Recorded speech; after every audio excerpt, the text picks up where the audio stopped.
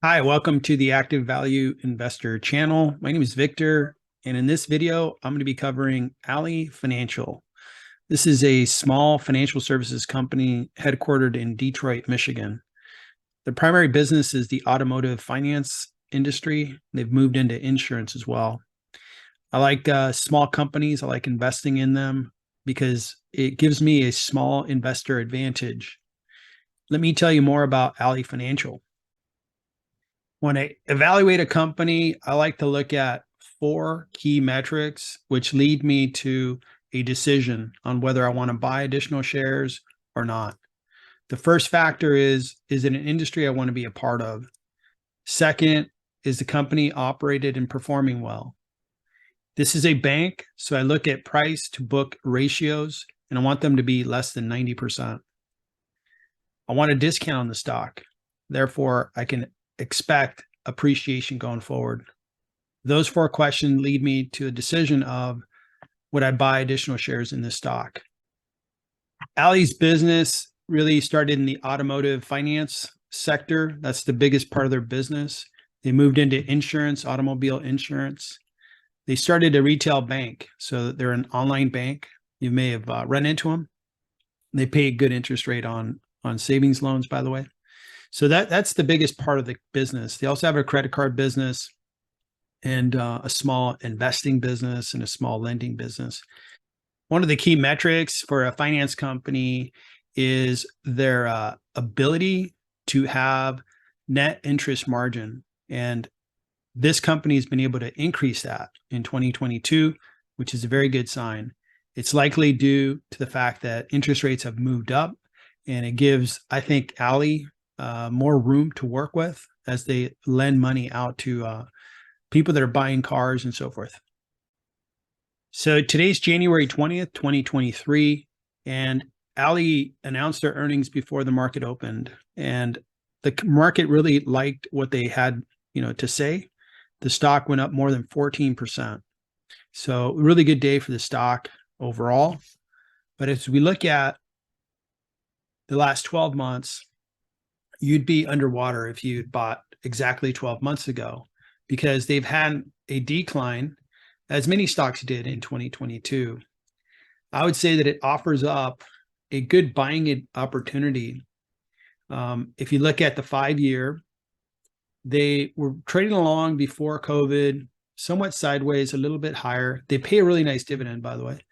But if you had bought in 2020, which is when I started getting involved with Ally Financial, you would have seen a great rise in your stock price. It went from the mid-teens up to, mid-50s. So you would have triple, quadrupled your money very quickly. But they've had a pretty steady decline and a pretty jagged decline, I guess. They've gone to from the mid-50s to the mid-20s, and now they rose to $30 a share today. So it could be that they're beginning another one of these increases. So Ally, I value like a bank. And the way that I value banks is I use a price to book ratio and blend it with a forward PE ratio and bring those two valuations together. I've updated now that they've closed their books on 2022 and announced those earnings. I was able to update the price to book ratio, which includes total assets, liabilities, in order to get the book value.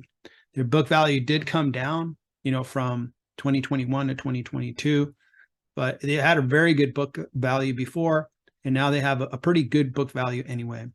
The price to book is below that 0.9%, which is a good sign that this is a well-run bank, and they're well capitalized. The forward PE ratio is able to update the revenue and net income. Net income did go down. They had a boom year last year, and this year they did well, but not as well as last year.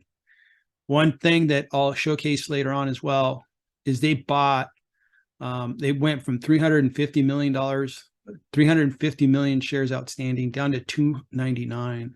So that's a huge decrease of shares because they had a very aggressive stock buy down program, and they used a lot of that money that they did make in 2021 to buy back shares, making each share more valuable. So good job, Ally. So as we look at the book value, I'm using a couple of growth rates that I think are reasonable. I think they're going to have a good 2023. So I'm going to grow 2022. The book value we start with, it's going to grow by 3.1%. Then every year after that, 2.1%. In today's, based on that valuation and using the book value method and 299 shares outstanding, I get a value of the shares of $66.94 and a projected value of those shares at $80 in 10 years. If we look at the forward PE value, I use their current earnings per share, growing it at 6%, 6%, and then 5% ongoing. And I come up with a stock value today of $38 per share. And combined with the book value, if I combine that with the projected price earnings value, I get a combined value of $52 per share.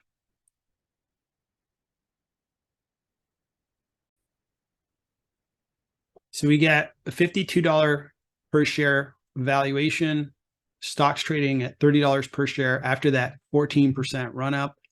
It still leaves a 75% discount on this stock. So reviewing Ally, their performance has been really good. One of the highlights is they reduced their share count from 350 to 299 just in the last, I believe, 12 months. They bought back 42 million shares. So they really put that excess money they made in 21 and 2020. They put it in really in investors' pockets by buying back shares. Their revenue has been growing at 22%, earnings yield 17%, and their dividend is 4.5%, a really nice dividend. Book value declined 28%, as mentioned previously. Price to book is 0.78, so it's a healthy balance sheet that they have. And their price earnings is 5, really low PE. As we look at 2023, it is a challenging, dynamic, near-term operating system or operating environment, and they'll have to deal with that. But I am optimistic. I think we've heard that electric cars are really taking off, and Tesla's selling a lot of cars, but so are Ford, GM, just about everybody. And I think that new era of cars is going to create excitement in the industry. The higher rates will give them more room to profit and to increase revenue, because if you have a higher rate loan, these guys are making more revenue. The dividend remains the same in 2023 is my expectation. My outlook, again, the auto industry has really become quite exciting if you look at all the innovations that are happening. So I think that'll help Ally over the next really 5 to 10 years, because people will be going from gas-powered cars over to electric cars. Their revenue will grow about 7%, this year. Longer term, about 5%. Book value will grow steadily, and then long-term growth about 2%.